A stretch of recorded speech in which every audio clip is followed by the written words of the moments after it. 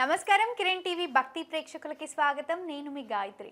ప్రస్తుతం మనతో పాటు సుప్రసిద్ధ జ్యోతిష్య వాస్తు పండితులు బ్రహ్మశ్రీ డాక్టర్ నాయకంటి మల్లికార్జున శర్మ గారు. వారితో మాట్లాడదాం. నమస్కారం గురుగారు. నమస్కారం అమ్మా.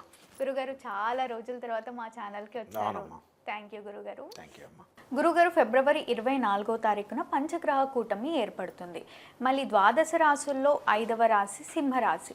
ఈ సింహరాశికి పంచగ్రహ కూటమి ఏర్పడడం వల్ల ఎలాంటి చేంజెస్ వస్తాయి, ఎలాంటి మార్పులు వస్తాయి, గ్రహాలు ఏవి అనుకూలంగా ఉన్నాయి, ఏవి అనుకూలంగా లేవో ఒక్కసారి తెలియజేయండి. తప్పకుండా అమ్మ. ఓం శ్రీ గురుభ్యో నమః. ఓం శ్రీ మాత్రే నమః. వాగర్ధావ సంప్రోక్తో వాగర్ధ ప్రతిపత్తే జగతో పితరో వందే పార్వతీ పరమేశ్వరో వ్యాసాయ విష్ణురూపాయ వ్యాసరూపాయ విష్ణవే నమో వై బ్రహ్మణిదే వాసిష్ఠాయ నమో నమః. గురుబ్రహ్మ గురువిష్ణు గురుదేవో మహేశ్వర గురు సాక్షాత్ పరబ్రహ్మ తస్మై శ్రీ గురవే నమః. ఓం శ్రీ మాత్రే నమః. పంచగ్రహ కూటమి 5 గ్రహాల యొక్క కలయికను ఏ రాశిలో ఉంటారో ఆ గ్రహ కూటమిని పంచగ్రహ కూటమి అంటారు. పంచగ్రహ కూటమి, చాతుర్గ్రహ కూటమి, అలానే త్రిగ్రహ కూటమి, షడ్గ్రహ కూటమి, రకరకాల కూటములు వస్తూ ఉంటాయి. అయితే ఫిబ్రవరి 24వ తారీఖు నుంచి మార్చి 1వ తారీఖు వరకు కూడా ఈ పంచగ్రహ కూటమి ఉంటుంది. ఈ పంచగ్రహ కూటం నెల రోజుల పాటు రిజల్ట్స్ ఉంటుంది, మంచి చెడులు. అయితే నెల నుంచి కొద్దిగా కొన్ని మార్పులు జరిగిపోయి 3 నెలలకు అది కంప్లీట్ అవుతుంటుంది. అయితే 5 గ్రహాలు ఏమిటి? కుంభరాశిలో శనిక్షేత్రంలో రవి, బుధ, శుక్ర, కుజ, రాహు గ్రహాల యొక్క కలయిక అనేది ఉంది. ఈ 5 గ్రహాల యొక్క కూటమి వల్ల ఎలాంటి ఫలితాలు రాబోతున్నాయి సింహరాశి వాళ్ళకంటే, సహజంగా సప్తమ స్థానంలో ఏర్పడుతుందమ్మా ఈ 5 గ్రహాలన్నీ కూడా.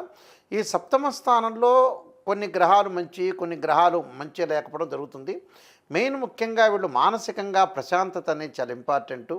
అలానే అన్య స్త్రీ సంపర్కం జరగటం ఒకటి. అలానే ఆరోగ్యపరంగా కొంత ఇబ్బందులు కలిగే సూచనలు అనేవి ఉంటాయి.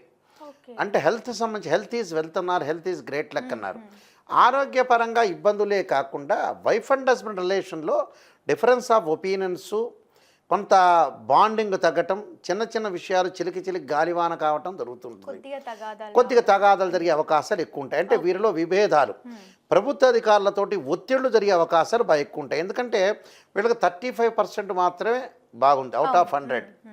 అయితే ప్రధానంగా గ్రహాలను మనం చూసుకునేటట్టయితే సప్తమంలో కుజుడు ఉంటే విభేదాలు, అంటే వైఫ్ అండ్ హస్బెండ్ రిలేషన్లో భార్యాభర్తల మధ్యలో భిన్నమైన అభిప్రాయాలు అంటే ఎక్కడ తగ్గాలో ఎక్కడ నెగ్గాలో నేర్చుకుని ముందుకు వెళ్ళిపోవాలి. భార్య ఒక మాట అంటే భర్త అర్థం చేసుకోవాలి, భర్త ఒక మాట అంటే భార్య అర్థం చేసుకోవాలి.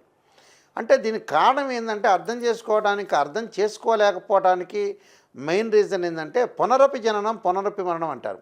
మనం ఏ రోజైనా చనిపోయేది, జస్ట్ డ్రామా పాత్రధారులం. మనం ఆ పాత్ర ముగించుకొని వెళ్ళిపోవటమే.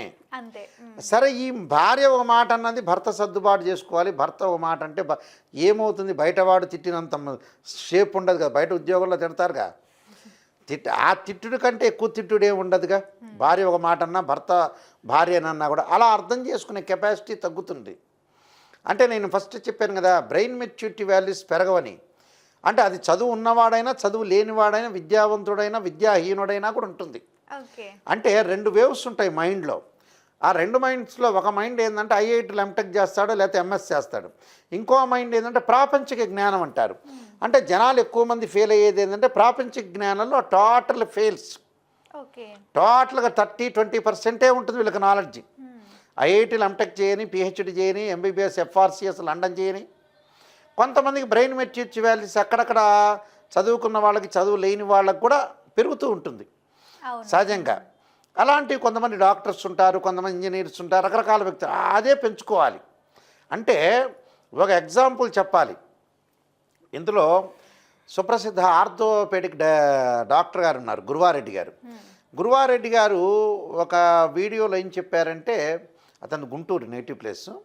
అయితే గురువారెడ్డి గారు, అయ్యో నేను చాలా సంవత్సరాలు కూడా పాపం మా అమ్మ రమ్మని ఉంది, నేను చూడలేకపోయానని చాలా బాధపడ్డారు. ఈ మధ్యన నేను వీడియో చూశాను, తెలిసిన డాక్టర్ గారు నాకు.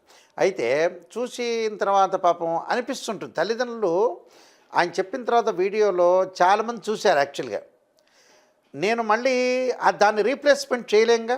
మన దగ్గర తల్లిదండ్రులు చాలా సంవత్సరాలు ఉంటారు, పిల్లలు ఎక్కడో చదువుకుంటారు విదేశాల్లో వాటిల్లో. కానీ తండ్రి దగ్గర ఎంతకాలం ఉంటుంది, తల్లి దగ్గర ఎంతకాలం ఉంటారు ఈ పిల్లలు అనేది, ఈ అనుబంధ బాంధ్యం వాళ్ళు చనిపోయిన తర్వాత ఏమనిపిస్తుందంటే, అయ్యో మా నాన్నగారి దగ్గర నేను ఎక్కువసేపు గడపలేకపోయాను, నా తల్లి దగ్గర నేను ఎక్కువ గడపలేకపోయాను ఆలోచన చేస్తుంటారు, గడిపుంటే బాగుండని. మొన్న రీసెంట్గా ఉన్న వీడియోలో మన గురువారెడ్డి గారి వీడియో చూసా, మాకు కూడా అలానే అనిపిస్తుంటుంది. ఎన్ని రోజులు మా నాన్నగారి దగ్గర ఉన్నా, ఎన్ని రోజులు మా అమ్మగారి దగ్గర ఉన్నా, ఇంకా ఎక్కువ రోజులు ఇంకా మా నాన్నగారి దగ్గర గడపలేకపోయామనే పాయింట్ వస్తుంది. నాన్నగారు కూడా ఇంటర్నేషనల్ మెంబర్ అమ్మ ఆస్ట్రాలజీలో. ఆస్ట్రాలజీలో ఆయన ఇంటర్నేషనల్ మెంబర్ ఆస్ట్రాలజీలో, కుమారస్వామి శర్మ గారు నాయకంటి. అయితే ఇలా కనిపిస్తుంది. అంటే మనం ఫస్ట్ ప్రయారిటీకి మాతృదేవో భవ పితృదేవో భవ అని ప్రయారిటీ ఇవ్వాలి.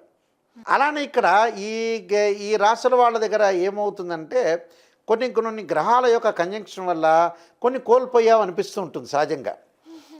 ఇక్కడ భార్యాభర్తల మధ్య విభేదాలు రాకుండా చూసుకోవాలి, కోర్టు సమస్యలు రాకుండా చూసుకోవాలి. అలానే ఇద్దరి మధ్యలో రవి ఉండటం వల్ల కోప ఉద్రిక్తలు రాకూడదు. ఉద్యోగపరంగా పై అధికారులతో గొడవలు పడకుండా ఉండాలి. బుధుడి వల్ల కూడా వ్యాపార పరంగా ఇబ్బందులు లేకుండా, డిస్ప్యూట్స్ లేకుండా చూసుకోవాలి. రాహు వల్ల కూడా శరీరంలో ఆరోగ్యపరంగా ఇబ్బందులు కలిగే అవకాశాలు ఎక్కువ ఉంటాయి. అంటే అనారోగ్యం, అంటే దీర్ఘకాలిక వ్యాధులు ఉన్నవాళ్ళైనా వ్యాధులు లేని వాళ్ళైనా కొన్ని ఇబ్బందికరమైన వాతావరణం వచ్చే అవకాశాలు ఉంటాయి. ఇబ్బందికరమైన వాతావరణం రాకుండా చూసుకోవాలి. అంటే ప్రతిదాన్ని కూడా ప్రణాళికాబద్ధంగా రూపొందించుకోవాలి. ఎవరికీ డబ్బులు ట్రాన్సాక్షన్స్ చేయకూడదు. కొద్దిగా అజాగ్రత్త, అంటే మనం ఏదైతే చాలామందికి కూడా ఈ మధ్యన రాశిఫలాల్లో పాపం నెగిటివ్ ఇంట్రెస్ట్ ఉండదు, ఎంతకి పాజిటివ్నే ఇంట్రెస్ట్ వాళ్ళకి.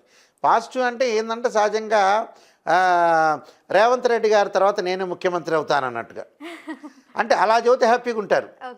ముఖ్యమంత్రి గారు ఏమనుకోరులేండి మా లైవ్లో. అయితే అలా ఆలోచన చేస్తుంటారు. అంటే మనకి ఎంతకీ కొన్ని లక్షలు వస్తాయా, కోట్లు వస్తాయా, నెగిటివ్ని ఆలోచన చేయరు. నెగిటివ్ని ఆలోచన చేస్తే మనం సేవ్ అవుతాం. వీళ్ళు నెగిటివ్ చేసుకోకుండా పాజిటివ్ అన్నీ చెప్పి అబద్ధాలన్నీ చెప్తే అప్పుడు హ్యాపీగా ఫీల్ అవుతారు. ఇటు అబద్ధాలు ఎందుకు, నీ పక్కనోడు జాతకం చెప్పించుకోవటం ఎందుకు? అబద్ధం అయితే పక్కనోడు 100 రూపాయలు ఇస్తే ఆడు పొగుడుతాడు మనల్ని. నిజాన్ని తెలుసుకుంటేనే మంచిది ఎప్పుడైనా సరే. నిజాన్ని తెలుసుకుంటే ఏంటంటే మనం సేవ్ అవుతాం. నిజం అనేది నిప్పు లాంటిది. అది అంటే నిజం అనేది చాలా ఇంపార్టెంట్. ఇక్కడ అసత్య ధోరణిలో ఉండకూడదు.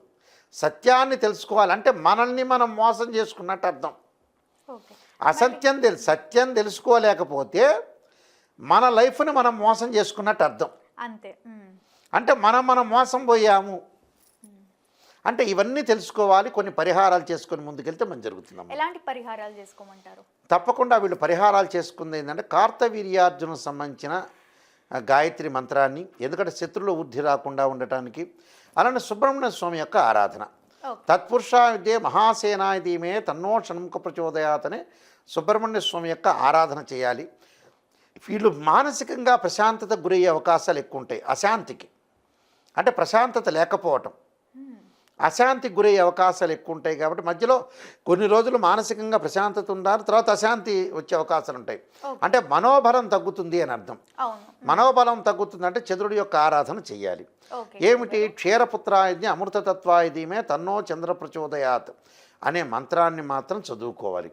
ఎందుకంటే ఇలాంటివన్నీ చాలా ఇంపార్టెంట్. కొన్ని పరిహారాలు చేసుకొని ముందుకెళ్తే ఏంటంటే భగవంతుడి యొక్క బలం వల్ల మనలో సామర్థ్యం పెరుగుతుంది, ఎదుర్కొనే ధైర్యం వస్తుంటుంది, మంచి ఆలోచనలు వస్తాయి, సకాలంలో పనిచేయాలని బుద్ధి కలుగుతుంది అని అర్థం. అంటే సకాలంలో మనకి బుద్ధి కలగలేకపోవటమే టోటల్లీ ఫెయిల్యూర్స్.